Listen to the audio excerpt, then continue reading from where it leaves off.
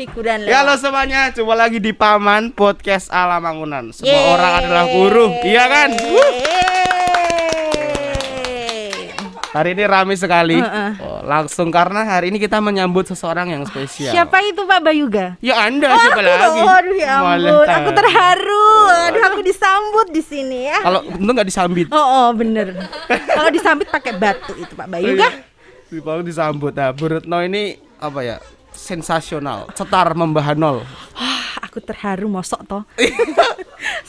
Sensasionalnya di mana itu? Terharu nih ekspresinya nggak terharu Oh tapi. piye iki? Kaget yo. Kaget. Coba kita Piye. mungkin di awal pengen lihat face-nya. Aku Buka harus maskernya copot. dulu. Oh iya. Aha.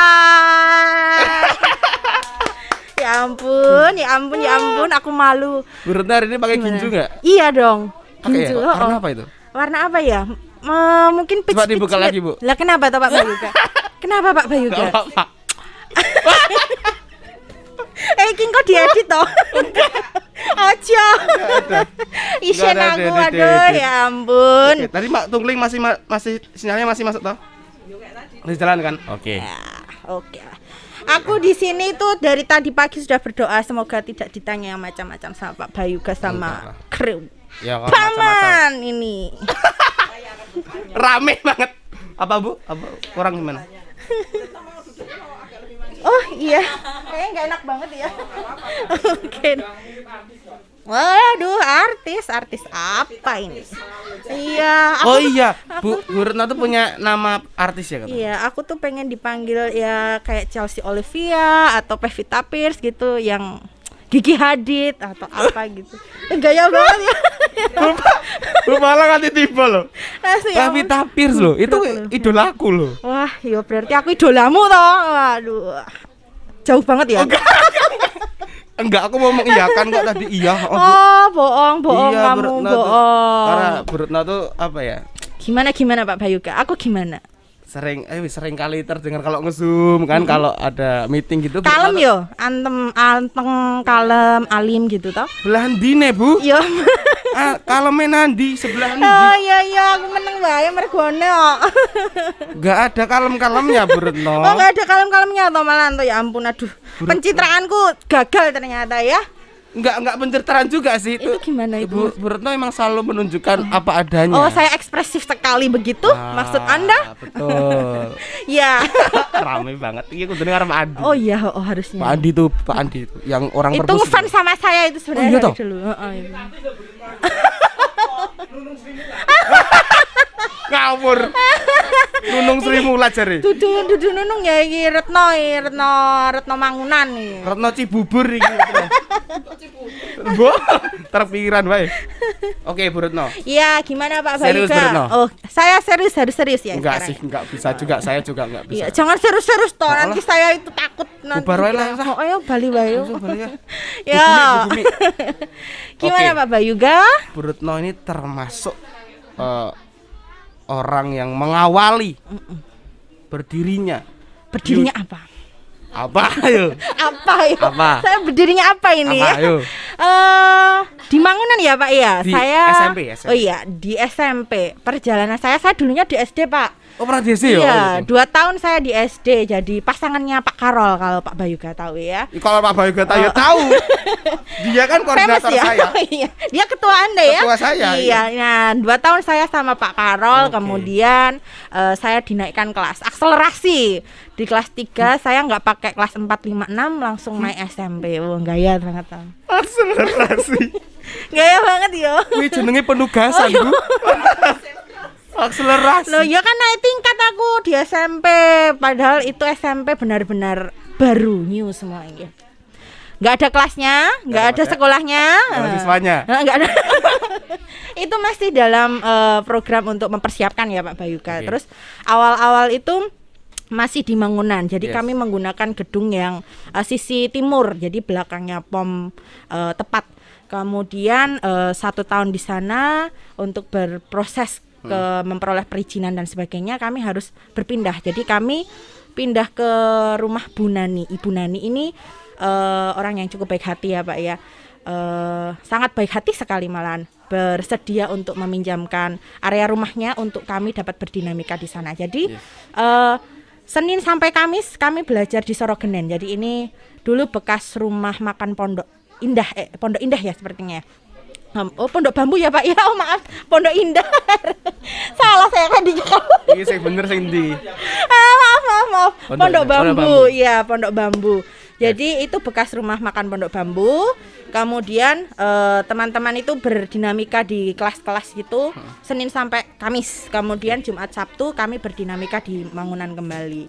Itu awal-awal dulu di SMP. Jadi kami berproses, anak-anak diajakin ke sana ke sini gitu Pak Bayuga untuk belajarnya pelajaran reguler nanti di rumah Bu Nani. Jadi kami lebih bisa membaur dengan masyarakat ya Pak Bayuga. Dalam artian di sini Sorogenen itu lingkungannya juga padat penduduknya.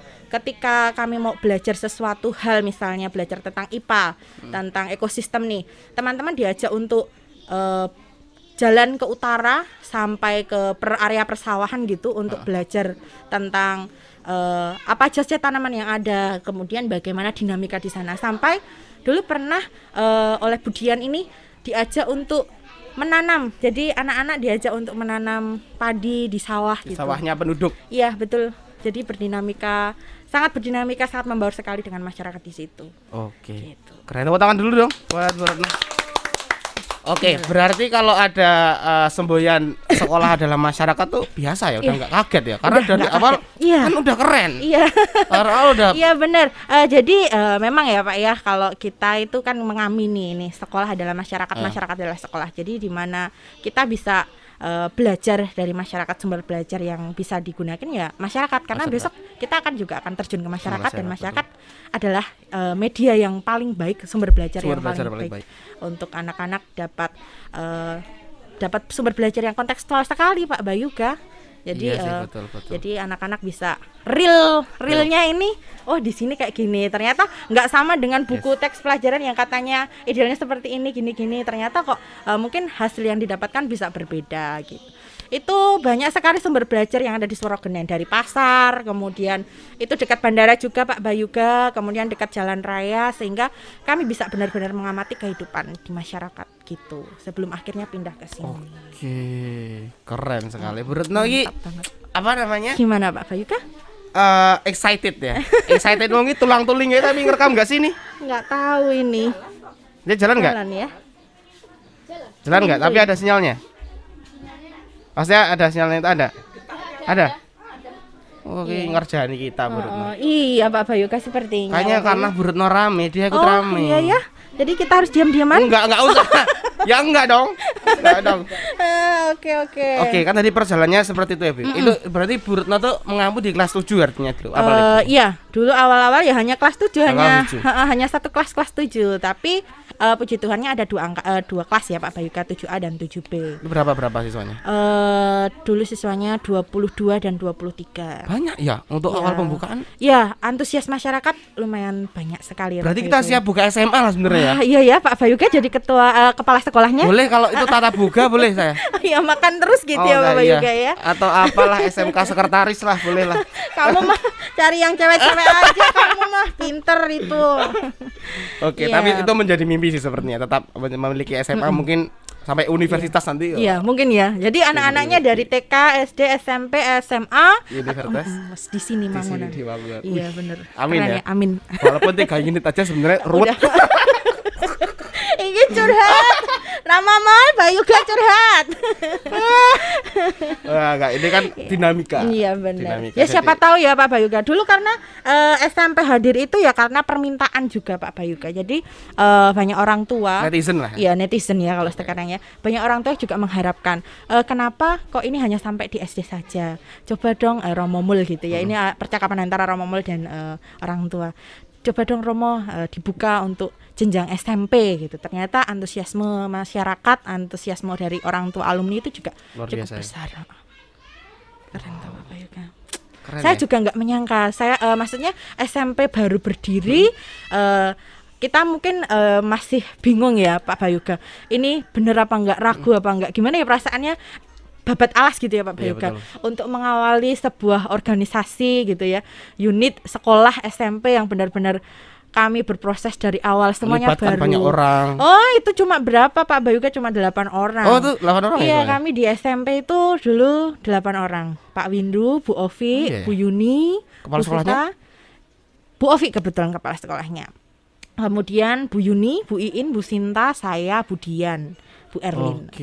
Itu benar-benar yang segala upaya, segala usaha benar-benar dicurahkan di situ ya Pak Bayoga. Wow, kalau mengingat ya? Dulu itu kelas nggak punya, kami harus berdinamika bersama anak-anak SD ya Pak Bayoga, di mana teman-teman SMP ini kan dinamikanya mungkin, aktivitasnya mungkin juga beda dengan anak-anak SD. Itu banyak juga permasalahan yang mungkin gesekan-gesekan dengan anak SD. Ketika pakai lapangan harus berbagi dengan anak SD kan juga ini ya Pak Bayoga ya, ada kadang muncul masalah. Misalnya nih, teman-teman SMP bermain sama anak SD yang kelas 1 apa 2. Kadang kan teman-teman SMP mungkin belum bisa memperkirakan dia harus nendang bolanya sekeras apa. Jadi ini pernah terjadi, mereka berselisih paham. Jadi kami dengan guru SD itu pernah Pak Bayoga, memediasi teman-teman SMP dan SD yang sedang berkonflik ini. Kami mencoba banyak-banyak dialog dengan teman-teman. Kalau kamu sebagai kakak di sini, punya adik di sini, ketika teman-teman berselisih itu harus seperti apa. Itu prosesnya juga cukup rumit ya, panjang ya, karena SMP itu kan memang masih menggebu-gebu ya Pak Bayoga, dengan anak-anak SD yang masih kecil-kecil, yang taunya kakak nakal, Mas ini nakal, aku diginiin. Jadi ya dinamika yang sangat seru sekali ketika SMP bersatu dengan SD. Di mana kami harus berbagi tempat, berbagi situasi, harus saling mengerti biar semuanya bisa berjalan dengan baik, semuanya bisa berjalan dengan nyaman gitu. Itu juga proses belajar ya, proses belajar. Apalagi besok di sini yang mungkin dari segi luasnya lebih nggak ideal ya. Iya, sebenarnya kalau nggak ideal, iya ya Pak ya, maksudnya kurang luas banget gitu ya untuk semua berdinamika. Kalau besok sudah PTM nih, TK masuk, SD masuk, SMP masuk, tentu semakin banyak personilnya gitu ya, yang wow, dengan luas ruang lingkup yang seperti ini. Dan aku juga kalau datang ke sini kemarin mikir, ini kalau udah masuk semua. Iya, apalagi gurunya gede-gede gitu ya Pak Bayoga ya. Semakin menyempit-nyempit. Gurunya gede-gede, itu guru-guru atau Anda? Aduh Pak Bayoga, ini saya juga menyadari ya. Maksudnya di sini bahagia kan? Iya. Jadi situasi di sini membuat saya happy sekali. Iya. Tapi memang kebanyakan ya Pak Karol. Iya. Saya tuh seperempatnya Pak Karol loh saya. Oh iya Pak. Iya, kalau enggak sampai seperempatnya kamu mah. Saya kalau duduk sama Karol tuh kayak 0, nah iya. Dia 0, saya koma. Seperbagian. betul 0, jadi kayak dia 0, saya komanya. Berarti kan di sini auranya positif Pak Bayoga ya. Saya juga sampai kadang mikir, takut saya kok kayaknya makin berat ya. Kamu happy kan di sini? Banyak makan kan? Iya sih. Tapi mungkin saya agak enggak berat-berat amat karena saya jauh kadang-kadang ke Merican, kadang ke sini. Saya juga, saya lebih jauh dari Pak Bayoga loh. Maksudnya kerjanya kan Ibu di sini terus. Tidak ke sama Bu Gumi. Benar. Di Merican kan enggak ada Bu Gumi. Iya, dia penjamin perut kita supaya aman. Karena logika itu nggak bisa jalan kalau nggak ada logistik. Betul. Iya kan? Itu pemerintah, Anda jangan hanya menyuruh PPKM. Tapi logistiknya juga dipenuhi. Kasih makan kami. Enggak, bercanda. Tapi bener nggak apa-apa sih, emang kan nggak masalah sih kita menyampaikan aspirasi. Iya benar. Di paman ini gitu. Iya. Ini curhat. Kenapa jadi kritik pemerintah?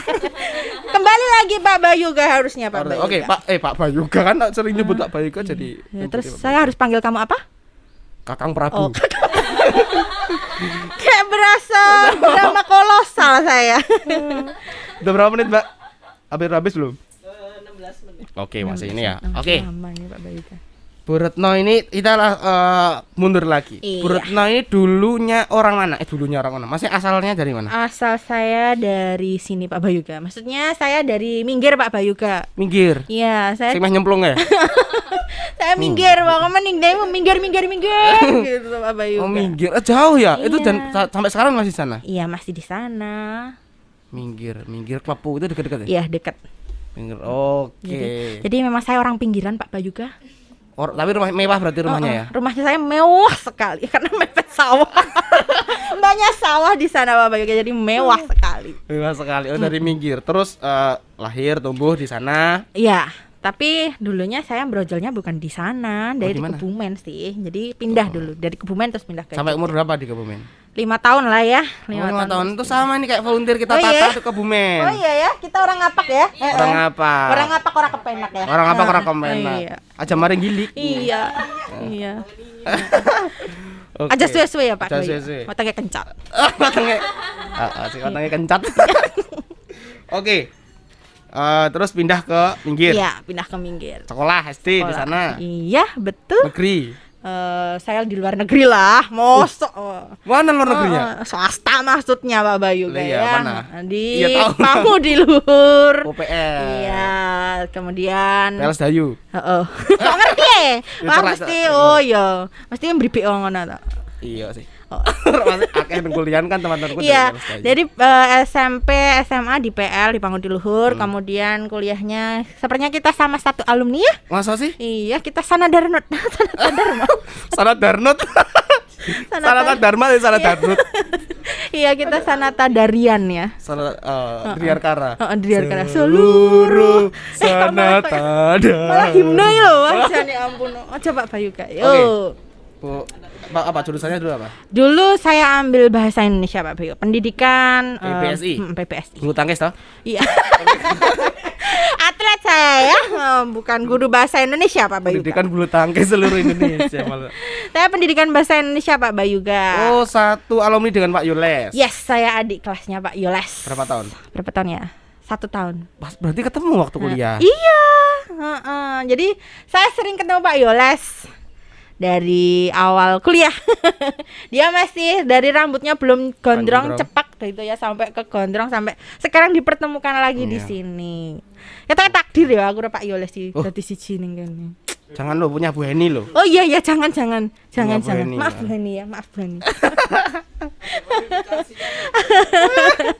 Jadi ya saya belajar di sana, kemudian lulus dari sana, terus daftar, keterima di sini. Langsung ke sini ya berarti. Iya, jadi langsung ke sini. Angkatan berapa dulu kuliahnya? 2011.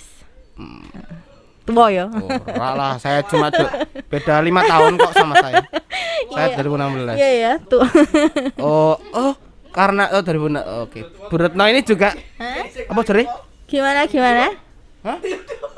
Pak Andi paling tua. Iya, jawab Pak Andi.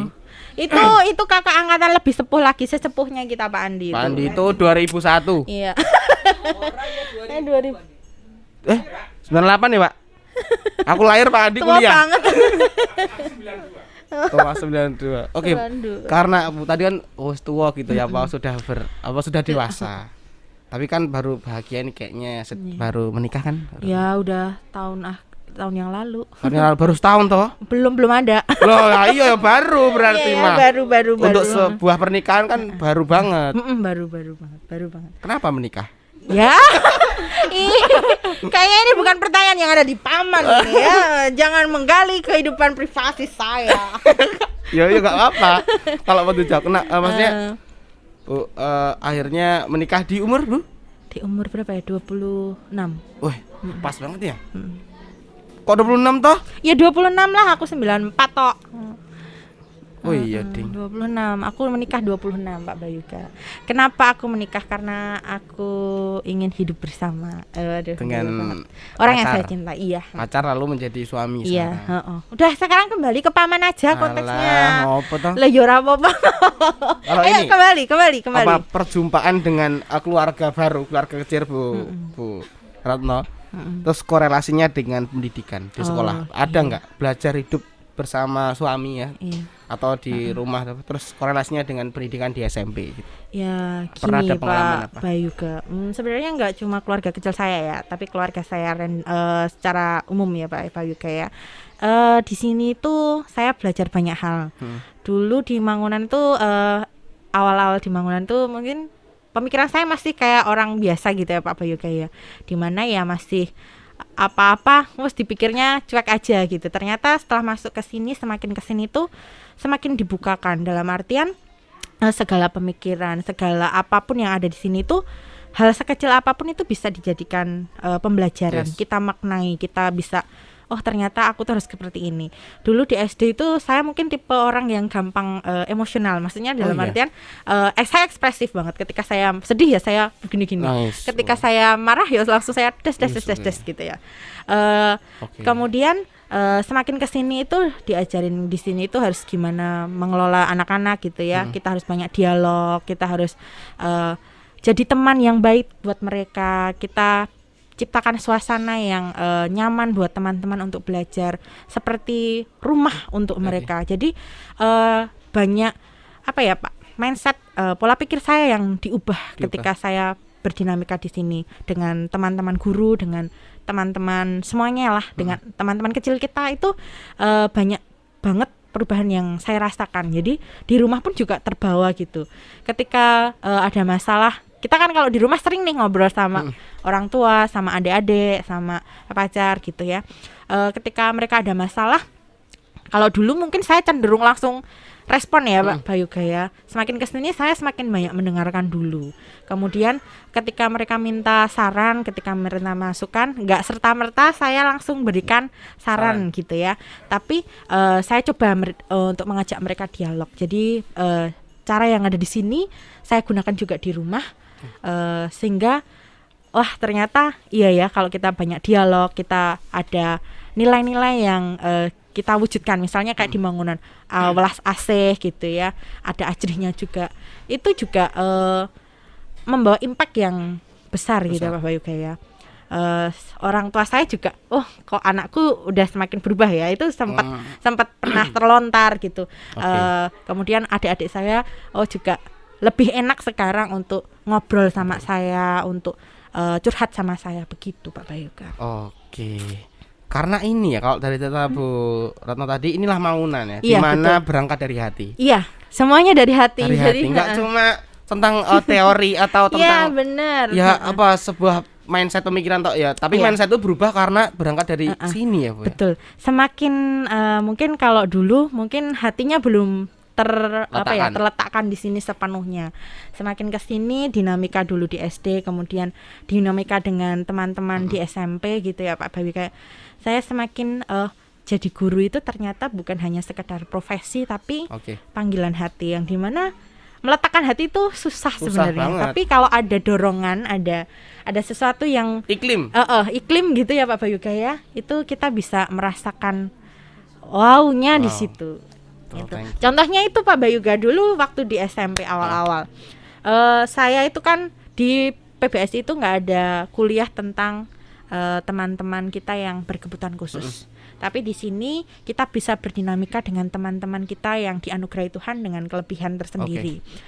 Awal-awal dulu pernah pengalaman di SMP itu ada pembelajaran sidang retorika ya Pak Bayuga ya, di mana semua anak bisa menampilkan bakat dan talentanya. Lalu ada salah seorang teman kita di SMP, dia itu masih malu karena dia punya masa lalu, punya luka yang pernah dibawa dari SD sampai sekarang belum selesai gitu. Itu muncul dalam sikapnya, dalam pribadinya gitu ya Pak Bayuga ya. Di samping dia memiliki kondisi yang khusus itu tadi, dia di awal ketika diminta untuk maju, dia diem aja Pak Bayuga. Saya sama Romo Edi sama Bu Yuni harus bingung, teman-teman guru juga harus bingung, ini harus diapakan gitu ya. Kami mencoba mendekati dia dengan pendekatan personal, kita ajak ngobrol, kita ajak dia berdinamika bersama kita, diajakin jalan-jalan. Kami intinya apa Bu? Itu di meja yang merah. Oh baterai? Oh ya udah. Ya, sedih banget tau Bu, lagi cerita lagi. Baterainya habis.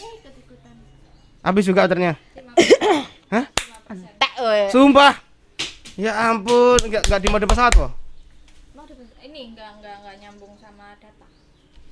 Ya, udah lagi cerita seru-seru Bu. Ini kan balenin kok aku. Enggak. Ini sambil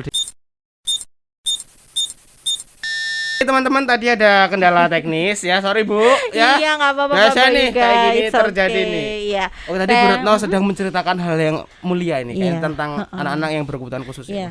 Ya jadi memang ya Pak ya, tidak dipungkiri kita berdinamika dengan banyak orang gitu, dengan banyak situasi. Salah satunya juga teman yang spesial. Dulu di awal-awal SMP, ketika pembelajaran KAS SMP, sidang retorika berlangsung gitu ya Pak ya. Ada teman kami yang memang belum bisa. Ini situasinya memang dia anak berkebutuhan khusus, kemudian dia korban bullying yang cukup lama. Jadi dari TK, SD dia mengalami bullying yang cukup berat bagi dia gitu. Kami di SMP harus menemani dia membangun kembali rasa percaya dirinya gitu ya. Itu bukan PR mudah, PR yang mudah. Kami sangat berupaya dulu untuk maju ke depan nih. Bayangkan Pak Bayuga, si anak ini cenderung menyakiti kami. Jadi ketika kami meminta, ayo kamu maju ya, sekarang nampilin nih sesuatu nih, ini giliran kamu.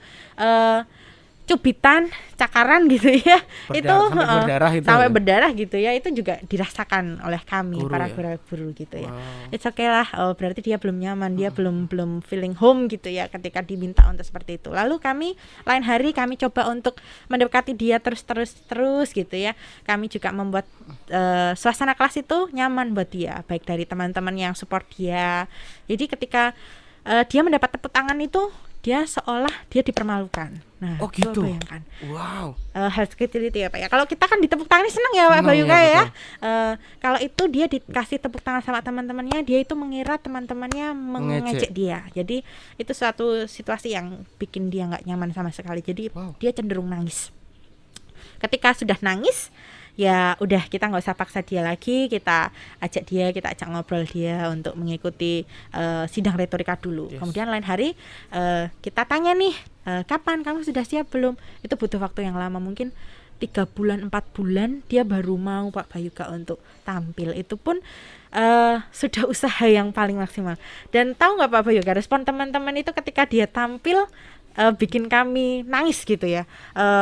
Jadi teman-teman, aduh ini momen hari ya. Jadi ketika dia tampil membaca puisi yang sederhana sekali, 4 sampai 5 kalimat. Itu teman-temannya peluk dia, kemudian nyelamatin dia. Kami, Romo Edi, Bu Yuni, saya, Bu In yang waktu itu mendampingi, menitikkan air mata. Ternyata gini ya Pak Bayuga, ketika sekolah kelas itu bisa menciptakan suasana yang benar-benar rumah keluargaan itu ada gitu, itu benar-benar mendukung, benar-benar sangat, waduh saya dihargai di sini. Sampai kata itu terucap sama anak itu kan, perjuangan yang keren banget. Ini bukan terlepas dari guru saja, tapi teman-temannya, dia sendiri, kemudian semua yang terlibat di dalam kelas itu. Keren. Oke, luar biasa. Aduh, apa ya? Aku PGSD gitu ya. Ada konsentrasi untuk ke anak-anak berkebutuhan khusus gitu. Untungnya dapat, kalau di PBSD kan belum ada. Nah mungkin itu yang aku mau ngomong, bahwa keren banget gitu loh untuk Bu Retno. Aku belum tentu bisa gitu, belum tentu telaten lah ya. Untuk telaten, walaupun emang di SD emang ada beberapa anak yang memang seperti itu, harus ada penanganan khusus gitu. Terus itu hati yang main. Hati Pak Bayuga. Nggak bisa teori-teori buang, nggak bisa. Karena saya nggak dapet teori kayak gitu Pak Bayuga ya. Maksudnya saya nggak konsentrasi, nggak dapet ilmu tentang gimana sih pendampingan anak berkebutuhan khusus. Itu ya saya pelajari dari praktek Dharma teman-teman sama teman-teman di kelas. Dulu sempat pegang teman-teman yang autis, kemudian yang ADHD, kemudian yang retardasi mental. Ini saya alami. Jadi dari pengalaman-pengalaman itu, saya harus seperti ini. Ketika ini nggak bisa, saya coba lagi cara yang lain. Itu benar-benar kita mainnya pakai hati deh. Ketika itu digerakkan sama hati. Luar biasa sih, luar biasa. Karena padahal ada apa ya, kolaborasi ini, kalau kolaborasi antara anak ADHD dan slow learner kan kayak waduh. Keren banget ya, bisa satu kelas gitu loh. Terus dan maksudnya di kelas pun juga macam-macam. Bahkan nggak dipungkiri saya pun juga anak berkebutuhan gitu ya, berkebutuhan kasih sayang, berkebutuhan macam-macam. Iya sih. Dasarnya semua orang adalah berkebutuhan khusus. Iya gitu. Betul. Nah, terlebih mereka dianugerahi anugerah yang khusus itu tadi Pak Bayuga. Ya benar-benar yang menggerakkan kita itu hati. Hati betul Romangun. Untuk kata dulu tuh Mbak Tami, teman yang sering nge-host juga teman. Mbak Tami pernah bilang bahwa yang host kondang itu ya? Ya host kondang itu, kondangan. Kondang. Buku ini ya, buku Sekolah Merdeka ini. Ini teman-teman bisa beli juga di bookstore atau bisa langsung ke Ini bukan iklan ya, tapi ini rekomendasi. Rekomendasi teman-teman. Jadi Mbak Tami itu seseorang pembaca lah. Dia membaca banyak buku gitu, bukan nulis. Nah, terus beliau tuh sharing tentang buku ini. Katanya setelah membaca buku ini Romangun tentang kedalaman hati dan lain-lain gitu. Kayak ya ini nggak ada yang bisa sedalam ini gitu. Betul. Saya juga nggak ngira ini jadi kitab sucinya di bangunan. Iya. Jadi memang pedoman kita itu, Pak. Betul. Kemudian ya dari semua pengalaman itu hati yang menggerakkan sih. Mau nggak mau kalau hatinya udah tersentuh itu kita bisa melakukan segala hal di luar nalar. Padahal dulu saya bukan orang tipe yang bisa agak sabaran, walaupun sekarang masih nggak sabaran ya, tapi toleransi nggak sabaran saya itu masih bisa ditoleransi lah. Dikendalikan. Masih bisa dulu dikendalikan. Egois. Oh, dulu egois banget saya ya. Nggak mau tahu gitu. Tapi ya berkat di sini, berkat pengalaman saya di sini, berkat dinamika saya di sini, sungguh mengubah. Emang harus terbentur dulu. Oh iya betul. Terbentur. Jedut. Benjot no. Terbentur ambiar. Iya, itu pokoknya keren banget. Maksudnya dalam artian ketika kita udah meletakkan hati, ya saya yakini proses belajar tuh benar-benar terjadi ya. Ya bener belajar. Bener lah pokoknya. Bener belajar. Oke. Sebenarnya obrolan kita seru banget hari ini, Bu. Wah, iki pingin banget aku lanjut. Ki serampung toh? Ya ampun. Ya, ini berapa? Udah berapa menit ya? Berarti hampir 40 lebih, Bu. Ya ampun, enggak kerasa ya? Enggak kerasa toh tuh. Ini sekarang hal yang Bu Retno ingin sampaikan gitu untuk anak-anak terlebih, bukan sudah ada anak yang lulus. Oh iya, kelas 9 ini kemarin kami meluluskan angkatan pertama kami. Waduh. Profesiat ya, teman-teman ya. Oke. Ada yang mau sampaikan ke teman-teman? Apa ya? Sebenarnya nanti saya bikin mewek lagi. Saya kemarin sudah menyampaikan banyak hal loh Pak Bayuga. Ya, buat teman-teman anak-anak kami angkatan pertama SMP Eksperimental Mangunan, tetaplah bertumbuh, tetaplah menjadi anak-anak yang memiliki hati yang besar, dimanapun kamu berada bisa jadi berkat. Itu Pak Bayuga. Oke, thank you. Banyak tepuk tangan untuk Bu Retno ini. Aku seneng banget sih. Kenapa senang? Seneng banget karena Bu Retno ternyata complicated banget gitu. Dari orang yang excited, orang yang ekspresif, tapi juga melo ya. Aku melo juga. Sensitif banget aku Pak Bayu. Gembeng aku. Ya ampun. Iya, tapi ternyata ekspresif ya, begitulah manusia ya. Oke, terima kasih Bu. Sedang baca buku apa akhir-hari ini? Hari ini Durga Umayi. Belum selesai karena ternyata bahasanya tingkat tinggi loh Pak. Oh, itu Bu Tami juga baca. Iya. Saya bingung memahami kata-kata yang ada di situ Pak Bayu. Kalau Bu Tami itu apa-apa bisa dipahami, cuma buku tabungan yang susah. Iya. Buku tabungan pusing. Kalau di sini nggak ada pemasukan di tabungan itu bikin pusing itu emang. Selamat membaca Durga Umayi Bu. Semoga besok bisa sharing. Iya, hasil pasti. Bu Paula ya, jangan lupa Bu Retno sharing ini. Saya kemarin sudah ya ditunjuk sama Pak Andi. Besok sharing lagi. Besok lagi ya. Thank you Bu Retno. Sama-sama Pak Bayuga. Terima kasih Pak Bayuga dan tim juga ya. Thank you. Sampai jumpa di paman selanjutnya.